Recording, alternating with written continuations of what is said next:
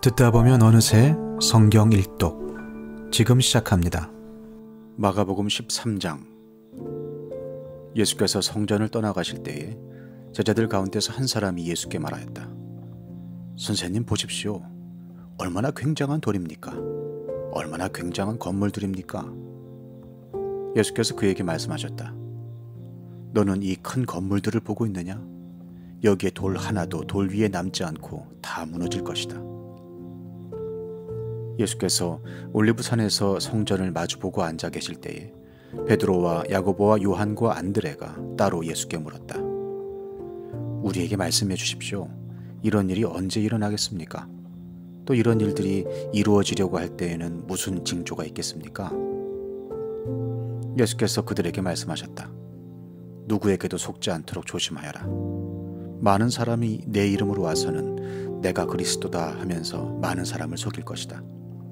또 너희는 여기저기에서 전쟁이 일어난 소식과 전쟁이 일어날 것이라는 소문을 듣게 되어도 놀라지 말아라. 이런 일이 반드시 일어나야 한다. 그러나 아직 끝은 아니다. 민족과 민족이 맞서 일어나고 나라와 나라가 일어날 것이며 지진이 곳곳에서 일어나고 기근이 들 것이다. 이런 일들은 진통의 시작이다. 너희는 스스로 조심하여라. 사람들이 너희를 법정에 넘겨줄 것이며 너희가 회당에서 매를 맞을 것이다. 또 너희는 나 때문에 총독들과 임금들 앞에 서게 되고 그들에게 증언할 것이다. 먼저 복음이 모든 민족에게 전파되어야 한다.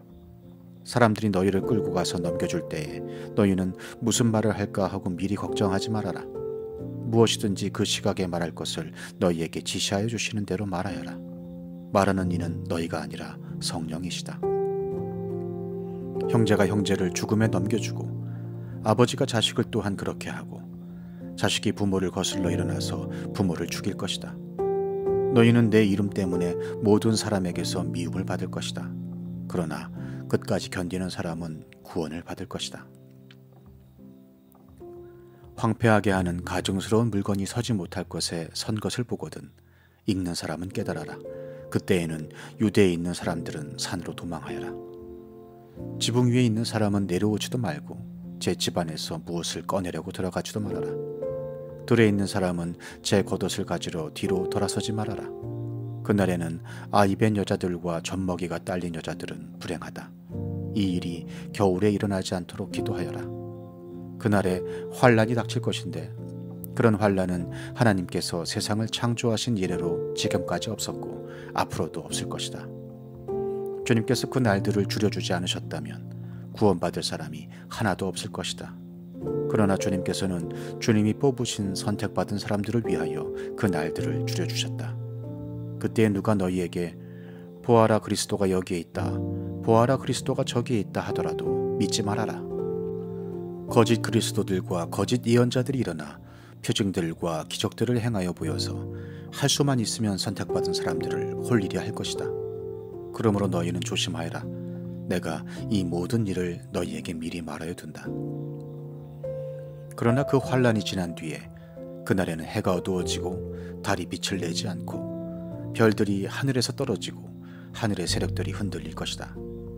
그때 사람들이 인자가 큰 권능과 영광에 쌓여 구름을 타고 오는 것을 볼 것이다. 그때 그는 천사들을 보내어 땅끝에서 하늘 끝까지 사방에서 선택된 사람들을 모을 것이다. 무화과 나무에서 비유를 배워라. 그 가지가 연해지고 잎이 돋으면 너희는 여름이 가까이 온 줄을 안다. 이와 같이 너희도 이런 일들이 일어나는 것을 보거든 인자가 문 앞에 가까이 온 줄을 알아라. 내가 진정으로 너희에게 말한다.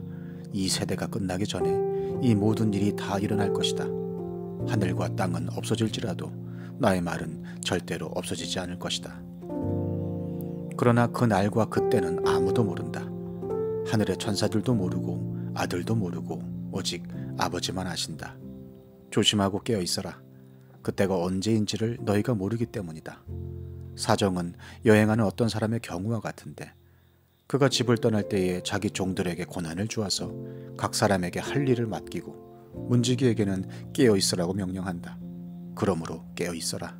집주인이 언제 올는지 저녁녘일지 한밤중일지 닭이 울 무렵일지 이른 아침녘일지 너희가 알지 못하기 때문이다. 주인이 갑자기 와서 너희가 잠자고 있는 것을 보게 되는 일이 없도록 하여라. 내가 너희에게 하는 말은 모든 사람에게 하는 말이다. 깨어 있어라. 마가복음 14장. 6월절과 무교절 이틀 전이었다. 그런데 대제사장들과 율법학자들은 어떻게 속임수를 써서 예수를 붙잡아 죽일까 하고 궁리하고 있었다. 그런데 그들은 백성이 소동을 일으키면 안 되니 명절에는 하지 말자 하고 말하였다. 예수께서 베다니에서 나병 환자였던 시몬의 집에 머무실 때에 음식을 잡수시고 계시는데 한 여자가 매우 값진 순수한 나드 향유 한 옥합을 가지고 와서 그 옥합을 깨뜨리고 향유를 예수의 머리에 부었다. 그런데 몇몇 사람이 화를 내면서 자기들끼리 말하였다. 어찌하여 향유를 이렇게 허비하는가? 이 향유는 300데나리온 이상에 팔아서 그 돈을 가난한 사람들에게 줄 수 있었겠다. 그리고는 그 여자를 나무랐다. 그러나 예수께서 말씀하셨다. 가만두어라. 왜 그를 괴롭히느냐? 그는 내게 아름다운 일을 했다. 가난한 사람들은 늘 너희와 함께 있으니 언제든지 너희가 하려고만 하면 그들을 도울 수 있다. 그러나 나는 언제나 너희와 함께 있는 것이 아니다. 이 여자는 자기가 할 수 있는 일을 하였다. 곧 내 몸에 향유를 부어서 내 장례를 위하여 할 일을 미리 한 셈이다. 내가 진정으로 너희에게 말한다. 온 세상 어디든지 복음이 전파되는 곳마다 이 여자가 한 일도 전해져서 사람들이 이 여자를 기억하게 될 것이다. 12제자 가운데 하나인 가룟 유다가 대제사장들에게 예수를 넘겨줄 마음을 품고 그들을 찾아갔다. 그들은 유다의 말을 듣고서 기뻐하여 그에게 은돈을 주기로 약속하였다. 그래서 유다는 예수를 넘겨줄 적당한 기회를 노리고 있었다. 무교절 첫째 날에 곧 6월절 양을 잡는 날에 제자들이 예수께 말하였다. 우리가 가서 선생님께서 6월절 음식을 드시게 준비하려 하는데 어디에다 하기를 바라십니까? 예수께서 제자 2사람을 보내시며 말씀하셨다. 성 안으로 들어가거라. 그러면 물동이를 메고 오는 사람을 만날 것이니 그를 따라가거라. 그리고 그가 들어가는 집으로 가서 그 집주인에게 말하기를 선생님께서 하시는 말씀이 내가 내 제자들과 함께 6월절 음식을 먹을 내 사랑방이 어디에 있느냐고 하십니다 하여라. 그러면 그는 자리를 깔아서 준비한 큰 다락방을 너희에게 보여줄 것이니 거기에 우리를 위하여 준비를 하여라. 제자들이 떠나서 성 안으로 들어가서 보니 예수께서 말씀하신 그대로였다. 그리하여 그들은 6월절을 준비하였다. 저녁 때가 되어서 예수께서는 12제자와 함께 가셨다. 그들이 자리를 잡고 앉아서 먹고 있을 때에 예수께서 말씀하셨다. 내가 진정으로 너희에게 말한다. 너희 가운데 한 사람, 곧 나와 함께 먹고 있는 사람이 나를 넘겨줄 것이다. 그들은 근심에 쌓여 나는 아니지요 하고 예수께 말하기 시작하였다. 예수께서 그들에게 말씀하셨다. 그는 12 가운데 하나로서 나와 함께 같은 대접에 빵을 적시고 있는 사람이다. 인자는 자기에 관하여 성경에 기록되어 있는 대로 떠나가지만 인자를 넘겨주는 그 사람에게는 화가 있다. 그 사람은 차라리 태어나지 않았더라면 자기에게 좋았을 것이다. 그들이 먹고 있을 때에 예수께서 빵을 들어서 축복하신 다음에 떼어서 그들에게 주시고 말씀하셨다. 받아라, 이것은 내 몸이다. 또 잔을 들어서 감사를 드리신 다음에 그들에게 주시니 그들은 모두 그 잔을 마셨다. 그리고 예수께서 말씀하셨다. 이것은 많은 사람을 위하여 흘리는 나의 피, 곧 언약의 피다. 내가 진정으로 너희에게 말한다. 이제부터 내가 하나님의 나라에서 새 것을 마실 그날까지 나는 포도나무 열매로 빚은 것을 다시는 마시지 않을 것이다. 그들은 찬송을 부르고서 올리브산으로 갔다. 예수께서 제자들에게 말씀하셨다. 너희가 모두 걸려서 넘어질 것이다. 성경에 기록하기를 내가 목자를 칠 것이니 양떼가 흩어질 것이다 하였기 때문이다. 그러나 내가 살아난 뒤에 너희보다 먼저 갈릴리로 갈 것이다. 베드로가 예수께 말하였다. 모두가 걸려 넘어질지라도 나는 그러지 않을 것입니다. 예수께서 그에게 말씀하셨다. 내가 진정으로 너에게 말한다. 오늘 밤에 닭이 2번 울기 전에 네가 3번 나를 모른다고 할 것이다. 그러나 베드로는 힘주어서 말하였다. 내가 선생님과 함께 죽는 한이 있을지라도 절대로 선생님을 모른다고 하지 않겠습니다. 나머지 모두도 그렇게 말하였다. 그들은 겟세마네라고 하는 곳에 이르렀다. 예수께서 제자들에게 말씀하시기를 내가 기도하는 동안에 너희는 여기에 앉아 있어라 하시고 베드로와 야고보와 요한을 데리고 가셨다. 예수께서는 매우 놀라며 괴로워하기 시작하셨다. 그래서 그들에게 말씀하셨다. 내 마음이 근심에 쌓여 죽을 지경이다. 너희는 여기에 머물러서 깨어 있어라. 그리고서 조금 나아가서 땅에 엎드려 기도하시기를 될 수만 있으면 이 시간이 자기에게서 비껴가게 해달라고 하셨다. 예수께서는 이렇게 말씀하셨다. 아빠, 아버지께서는 모든 일을 하실 수 있으시니 내게서 이 잔을 거두어 주십시오. 그러나 내 뜻대로 하지 마시고 아버지의 뜻대로 하여 주십시오. 그런 다음에 돌아와서 보시니 제자들은 자고 있었다. 그래서 베드로에게 말씀하셨다. 시몬아, 자고 있느냐? 1시간도 깨어 있을 수 없느냐? 너희는 유혹에 빠지지 않도록 깨어서 기도하여라. 마음은 원하지만 육신이 약하구나. 예수께서 다시 떠나가서 같은 말씀으로 기도하시고 다시 와서 보시니 그들은 자고 있었다. 그들은 졸려서 눈을 뜰 수 없었던 것이다. 그들은 예수께 무슨 말로 대답해야 할지를 몰랐다. 예수께서 3번째 와서 그들에게 말씀하셨다. 남은 시간을 자고 쉬어라. 그 정도면 넉넉하다. 때가 왔다. 보아라, 인자는 죄인들의 손에 넘어간다. 일어나서 가자. 보아라, 나를 넘겨줄 자가 가까이 왔다. 그런데 예수께서 아직 말씀하고 계실 때에 12제자 가운데 하나인 유다가 곧 왔다. 대제사장들과 율법학자들과 장로들이 보낸 무리가 칼과 몽둥이를 들고 그와 함께 왔다.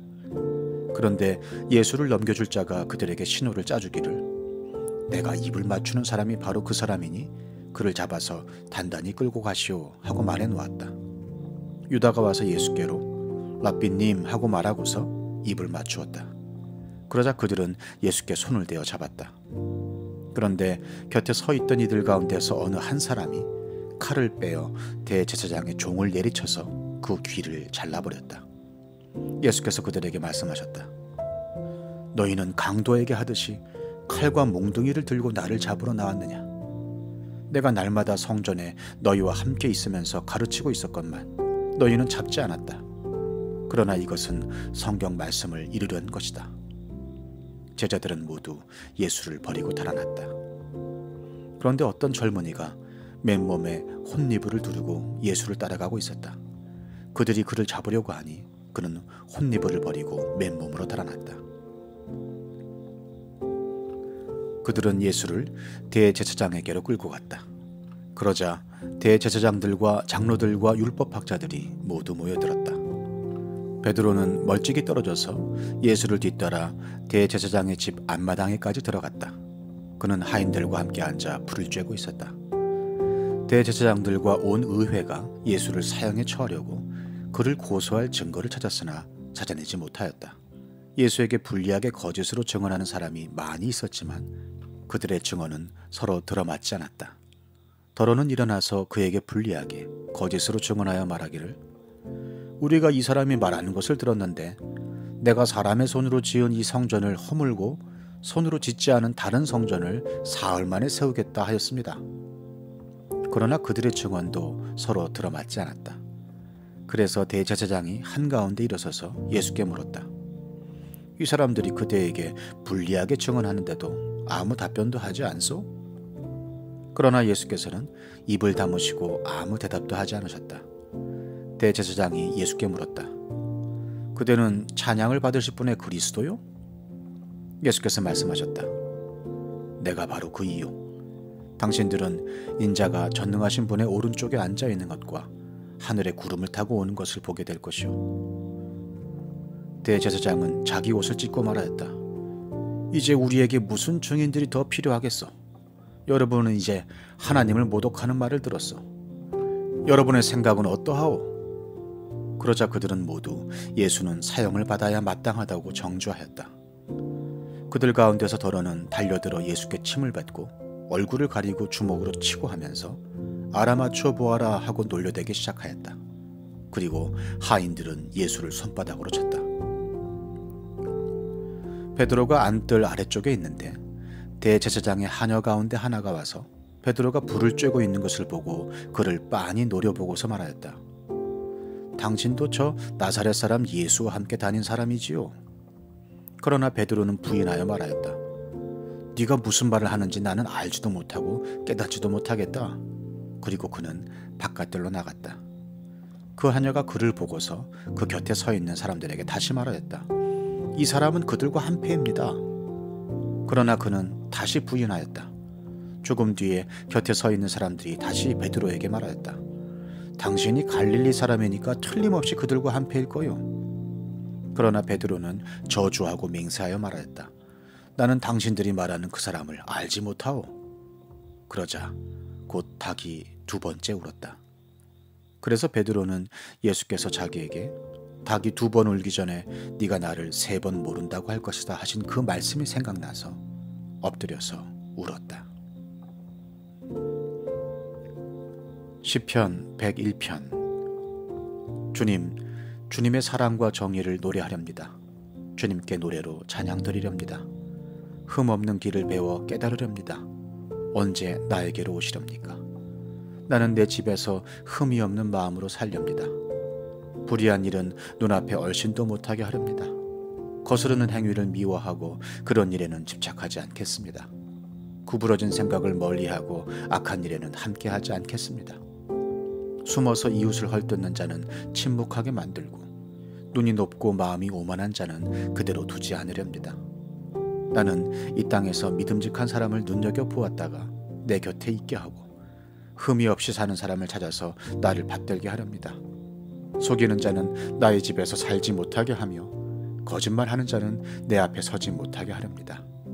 이 땅의 모든 악인들에게 아침마다 입을 다물게 하고 사악한 자들을 모두 주님의 성에서 끊어버리겠습니다.